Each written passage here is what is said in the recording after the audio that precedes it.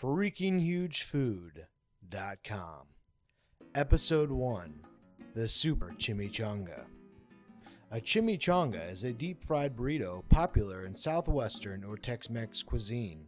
While there is no consensus on who invented the chimichanga, several restaurants in Arizona claim to be the originators of the chimichanga. One of the strongest claims comes from the El Charro Cafe, the oldest Mexican restaurant in Tucson. Family legend says Monica Flynn, the owner of the restaurant, started to curse when a burrito fell into the deep fryer. Because her nieces and nephews were around, she changed her curse word to chimichanga, the Spanish equivalent of thingamajig. Today, we're going to use a tortilla the size of a dinner table in order to make the 12-pound Super Chimichanga. To make the Super Chimichanga, we used oil, flour, Spanish rice, ground beef, shredded cheese, taco seasoning, canned tomatoes, nacho cheese, Crisco, baking powder, and a deep fryer. Warning, deep fryers are very dangerous and people are injured every year using them. Do not try this at home.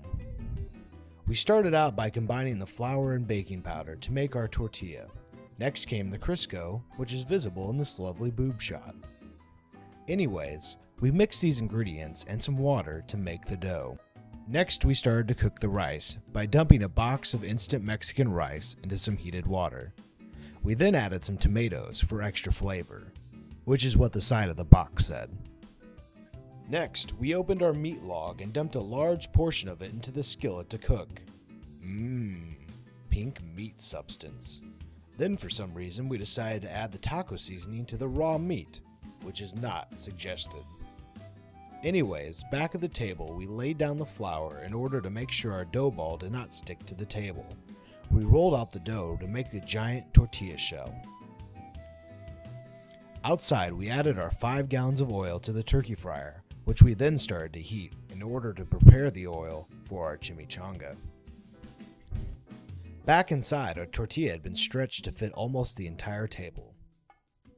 We then prepared to add our mixture of beef and rice. We made sure to cook all of the meat thoroughly, as frying only takes seconds and we do not want to risk food poisoning.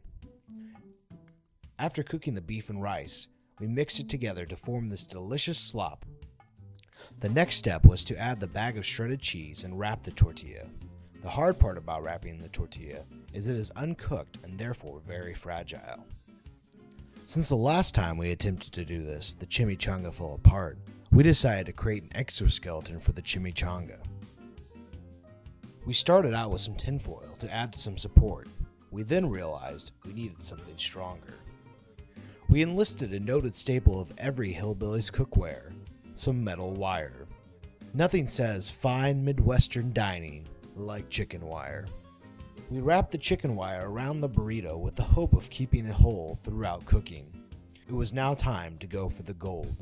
We took it outside and placed it vertically in the oil, which made a not quite so perfect fit.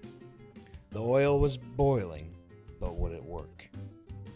Our question was answered a few moments later when the chimichanga walked through the door and weighed in at a hefty 14.8 pounds. The wire and plate were later weighed and found to be 1.4 pounds, thus making the final weight of the chimichanga 13.4 pounds.